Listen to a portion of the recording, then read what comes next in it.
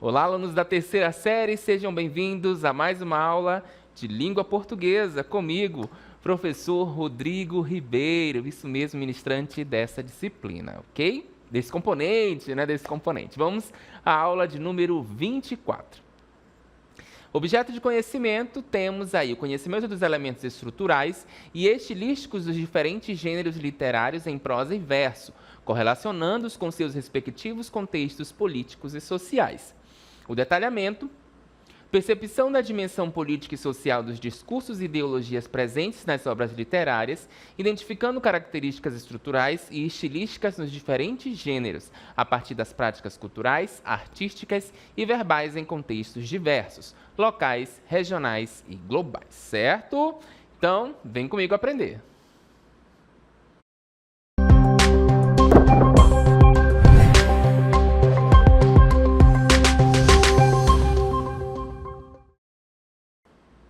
Muito bem, nós vamos começar a nossa aula de hoje trazendo para vocês um trechinho da obra, né, A Maravilhosa Aventura do Sapo Taroubequê. Vocês já ouviram falar dessa obra, desse texto, né? Alguma vez aí faz parte da nossa literatura amazonense, né? Um texto teatral que faz parte da nossa literatura amazonense. E eu vou trazer para vocês aí com uns atores um tanto conhecidos. Vamos dar uma olhada. Todos me acusam de perversa. Dizem que eu uso o meu veneno para matar pobres bichos indefesos, para infelicitar os humanos. Isso é uma calúnia. Como vivo sozinha, numa solidão danada, que eu já não aguento mais. Passo os meus dias escondidas na mata, toda enrolada, meditando a minha desgraça. Como viver assim? O Senhor pode imaginar o que é viver condenada à solidão? Viver assim, sem amigos? Talvez eu possa ajudá-la, senhora. Me ajudar? Sim. Eu ficarei muito agradecida e daria tudo o que você quiser. Você sabe que eu sou encantada. Claro. Sabe? É claro. É por isso que em troca, né? Eu também quero a tua ajuda. É que eu preciso chegar num lugar e é só a senhora que sabe o caminho, né? Só a senhora que pode me ajudar. Que lugar é esse? A Maloca dos Mortos. A Maloca dos Mortos? Sim. É um lugar terrível. Só de pensar, sinto calafrio. Nenhum mortal voltou de lá com vida. Sinto muito, mas é impossível. O quê? Pois então a senhora pode ficar por aí. Fica aí, enrolada, meditando aí nessa sua desgraça, que eu não vou te ajudar, hein? E olha só, cobra que não anda, não engole sapo. Pensando bem, a solidão é pior do que a Maloca dos Mortos. Está bem, eu concordo levar você até a Maloca dos Mortos. Mas antes, você terá que resolver o meu problema. Vejamos o seu caso, né? Vamos ver. Até que a senhora não é tão feia, né? Quer dizer, não é feia, né? Muito pelo contrário, né? A senhora tem aí uns bordados no seu corpo, você tem um olhar bastante vibrante, né? Você tem um andado, né? Um andado todo gentil, todo macio, né? Realmente não deve ser pela aparência física. Por que será então? Olha, vai ver que é a fama de venenosa que está atrapalhando a vida da senhora, né? Realmente, meu veneno que assusta todos. E por favor, não me chame de senhora. Tá certo. Trato por você, então, melhor, né? Mas é que com relação ao veneno, né? A senhora sabe, todo mundo pensa assim, né? E aí é só porque o seu veneno, ele é mortal. Muito bem, né? Nós vimos aí então o nosso texto teatral com uns atores aí que talvez vocês já viram passando na telinha de vocês, mas nós vimos então um diálogo entre personagens, né? A cobra ali e o sapo, a dona Surucucu e um sapo. Essa história que nós acabamos de ver, né? Aí esse diálogo, ela é protagonizada por Tarobequê, que é o nome do sapo, o sapo que aparece na história. Ele está cansado de comer insetos, né? Viver sozinho na lama, e ele quer ser gente. Olha só, gente, vê se pode. Ele quer ser gente. E aí, o seu desejo ele é atendido pelo pai do mato, Canhamé, que também cria para ele uma companheira, a moça Juruti. Então, esse é o enredo da história, tá bom? Mas aí, a Juruti ela só aceita casar, né, quando tiver fogo para cozinhar. Levando então aí o Tarobequê, o sapo, a sair em busca do urubu-rei, que é o guardião do fogo, e também um perigoso feiticeiro. A partir daí, ele vive uma aventura fabulosa, povoada por monstros e mitos da floresta, certo? Então, o enredo da história é isso, né? Nós temos o Tarobequê, que tem uma esposa, só que ela só aceita se casar se tiver o fogo. Então, Tarobequê sai nessa caçada aí, né? Ele quer ser gente, e aí ele sai nessa caçada em busca do fogo. E ele tem aí várias aventuras, inclusive, uma das aventuras é encontrar com a Surucucu, com a dona Surucucu, que é o que nós acabamos de ver, a cena que nós acabamos de ver. Esse texto é um texto teatral do autor amazonense Márcio Souza, né? Vamos ter então aí a ilustração de Márcio Souza, infelizmente nos deixou recentemente, tá bom? O Márcio Souza. O nome dele é Márcio Gonçalves Bentes de Souza, né? Mais conhecido aí como Márcio Souza. Ele é um romancista, dramaturgo, ensaísta, contista e diretor de cinema, tá bom? Márcio Souza, a obra dele, ele vai se destacar aí pela busca constante de desvendar a Amazônia, né? O processo de colonização do norte do país, a exploração do látex na passagem do século XIX para o século XX, durante o chamado ciclo da borracha, além da questão indígena, né? E os abismos sociais aí que foram nascendo no embate entre a modernidade e o arcaísmo na região norte, que são a matéria-prima de suas narrativas, tá bom? Temos tudo isso nas obras do nosso querido Márcio Souza. E aí, professor, por que o senhor está trazendo, então, o autor, né? Eu pergunto a vocês, se vocês sabem, por que devemos conhecer o autor do texto? Certo? Porque o autor, vejam que eu já saí lá da floresta, né? Da floresta amazônica do Sapo Tarobequê, e vim parar aqui num teatro de arena, com duas, talvez, máscaras aí que nós conhecemos, né? A comédia e a tragédia, certo? E aqui no palco do Coliseu, que é um grande, né? Um grande teatro de arena, que é montado aí então que era montado, né, antigamente para os espetáculos culturais, certo? Por que nós precisamos conhecer os autores dos textos? Porque esses autores, quando nós conhecemos esses autores, a gente vai perceber as características, né, que eles utilizam, qual é a temática que é trabalhada, né? De onde que ele é, qual a região do país ele vai trabalhar mais. Isso acontece com Márcio Souza. Uma vez que você lê a obra de Márcio Souza, você vai ver características de uma obra em outras obras também do Márcio Souza, né? Então, é importante você conhecer o autor. De repente, você lê uma obra, como nós vimos lá na Folha do Látex, quando você for ver aí a maravilhosa aventura do Sapo Tarobequê, você já começa a perceber características desse autor. Então, é importante nós conhecermos o autor também, tá bom? Então, vimos ali um pouquinho da história do Sapo Tarobequê, tá bom? E aí, por que, professor, que o senhor trouxe isso primeiro, né, e veio parar aqui neste cenário? Porque nós vamos falar do texto dramático, né, que está voltado ali ao nosso texto teatral, certo? Vamos falar do gênero literário dramático. Gênero dramático designa os textos literários feitos para serem representados no palco. Sua origem, que remota à Grécia Antiga, liga-se às festas religiosas em homenagem ao deus Dionísio, Baco.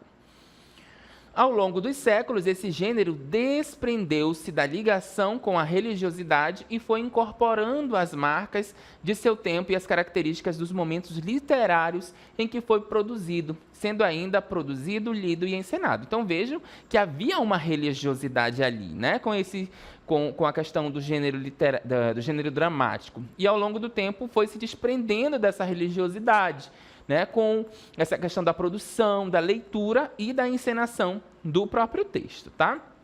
Então, estudando um pouco da palavra dramática, o drama, ela vem do grego, que significa ação, certo? Então, drama vem aí do grego ação. Compõe o gênero dramático os textos em prosa ou em verso feitos para serem encenados no palco. Tá? Então, o drama é feito para ser encenado aí no palco. Ele pode ser em prosa ou em verso. As características do gênero dramático, né? Nós temos aí texto em forma de diálogos. Nós vimos ali um diálogo, né, entre o taroubequê e a surucucu, dividido em atos e cenas. Então, nós vimos uma cena. Tivemos ali também um cenário e um ato correspondente ali àquela cena. Outras características são a presença, né, de rubricas, descrições do espaço, da situação de cada ato. Se você pegar um texto teatral, você vai perceber lá que tem entre parênteses ali como que vai desenvolver a cena, qual é a emoção que o ator deve passar naquele momento, né, quando o autor escreve. Nós temos também uma sequência da ação dramática, geralmente constituída de exposição, conflito, compilação, clímax e desfecho. Nós já vimos isso, inclusive, lá, né, nos elementos da narrativa. No texto teatral também vai aparecer, certo? Agora, segura aí um pouquinho, né, dessas características do gênero dramático e nós vamos voltar lá para o sapo taroubequê para nós estudarmos novamente, né, essas características dentro do texto. Vamos lá. O que podemos perceber na história do sapo taroubequê, né, dentro do gênero dramático? Nós temos as dimensões políticas, certo?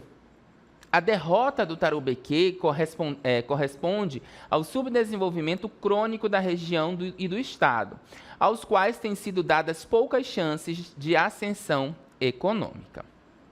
O sapo representa a fauna amazônica, sendo um animal que quase sempre causa asco, e assim ele deverá permanecer, tal como a Amazônia, vítima, inclusive, de uma espécie de colonialismo interno brasileiro, posto que a preferência tem sido dada à porção rica do país, o Sul e o Sudeste. Quanto ao fracassado canhamé, força simbólica da natureza regional, vemo-lo como o triunfo dos valores da civilização adventícia, que, historicamente, tem dizimado os povos da floresta e relegado a Amazônia à condição de mera paisagem exótica. A maravilhosa história do sapo taroubequê é uma comédia que coloca em confronto duas realidades, as dos indígenas, cuja expressão é o mito, e a da civilização ocidental, que se faz presente por meio do folclore e da literatura. Então vejam como essa história ela traz, né, a questão da mitologia e o folclore aliado à literatura. Olha só quanta coisa nós podemos estudar dentro desse texto teatral do Márcio Souza. Continuando, esses últimos aí então, né, a literatura, o folclore, se relacionam ao eixo geográfico, que, implicando a ideia do espaço, coincide com o projeto expansionista da civilização branca, que desde a época colonial se traduz na necessidade da posse de territórios geradores de riqueza. A opção do autor, porém, é pelo mito, né? Então ele trabalha aí pelo mito. Esse texto, essa análise que nós temos ali é do professor Marcos Frederico Krüger, né? Krieger, na verdade, que é um nome alemão, Marcos Frederico Krieger, em Amazônia, Mito e Literatura. Se vocês tiverem a oportunidade de ler toda a obra, né, da maravilhosa aventura do sapo taroubequê, leiam, gente, é bem interessante, tá bom? Nós vimos as dimensões políticas, agora nós vamos ver as dimensões sociais dentro dessa obra. O texto teatral, né, de taroubequê, concebido como comédia moral para as crianças, apresenta as façanhas do protagonista, cujo maior desejo é tornar-se um ser humano. o que termina gerando um percurso trágico para o herói. Continuando.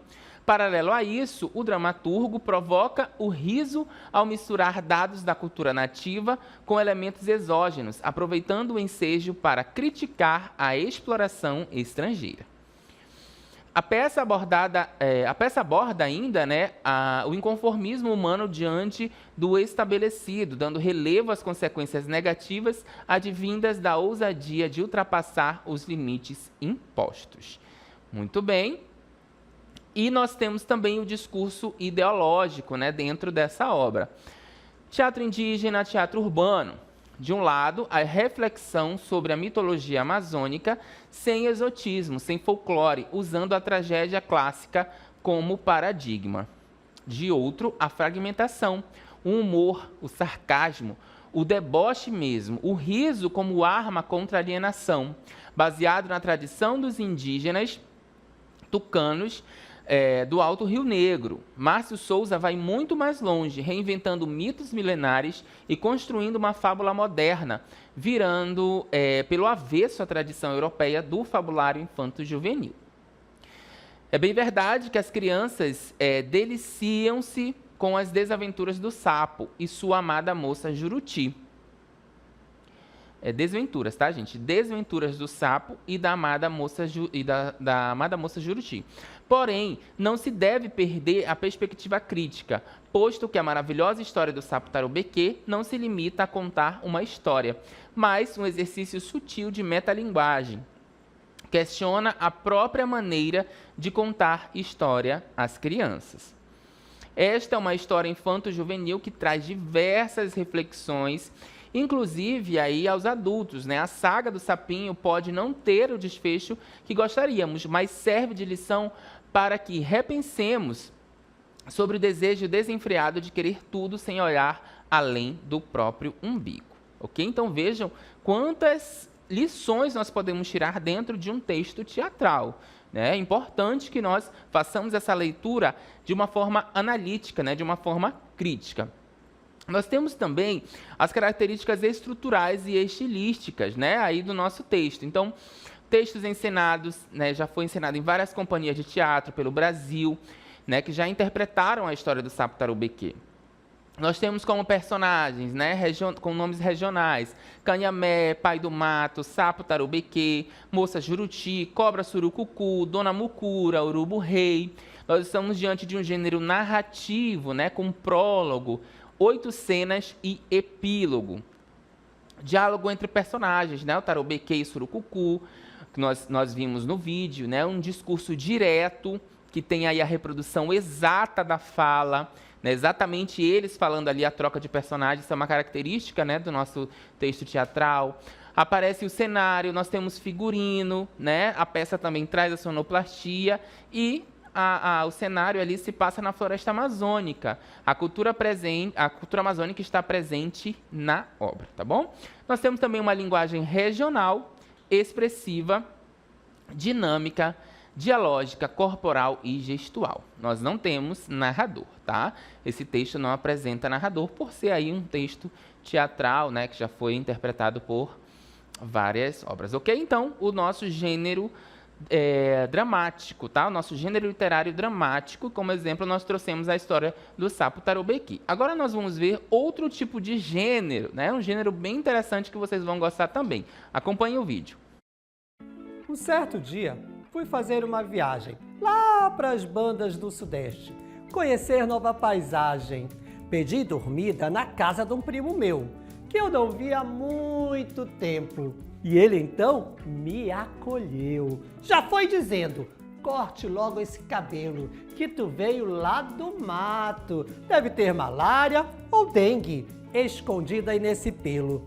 Ou então, uma sucuri enrolada aí pelo meio. Aqui tem carro e metrô para todo lado. Por isso, não vá pra rua para não ser atropelado. E pegou a perguntar como estavam os canibais, se ainda tinha muita onça andando pela cidade. Perguntou se eu tinha vindo de canoa ou de cipó se eu trazia alguma flecha para mostrar para a sociedade.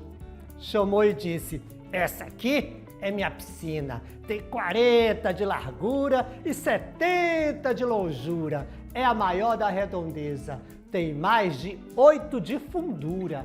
Ela é grande ou não é? Olha, meu primo, realmente ela é pequena. A piscina lá de casa é que é demais, já muito grande. Fica até dificultosa para os meninos tomar banho. A bicha mede 3 quilômetros de largura. Ela nasce no Peru e vai bater no oceano. Na sua terra tem pupunha?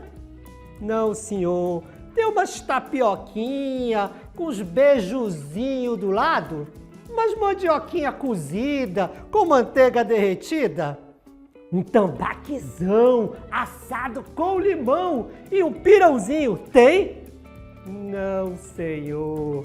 Eu quero ir pra lá. Então, meu primo, venda toda essa tranqueira. E vou dizer mais uma coisa. Isso muito me convém. Eu não troco essa Amazônia por Sudeste de ninguém. Muito bem, nós temos aí então, né, um caboclo declamando essa poesia que é a letra de uma canção. Nós vamos falar então dos gêneros literários modernos, que é a canção, ok? Essa canção aí foi interpretada, né, cantada por um conhecido também músico amazonense, né, que já é amazonense, apesar de não ter nascido aqui, ele já é amazonense, e foi interpretada agora. Eu trouxe para vocês para a gente analisar também as características, né, que nós vamos encontrar nessa canção. Vamos dar uma olhadinha então nesse gênero. Sabemos que a canção é um gênero híbrido, né, litero-musical, literatura com a música.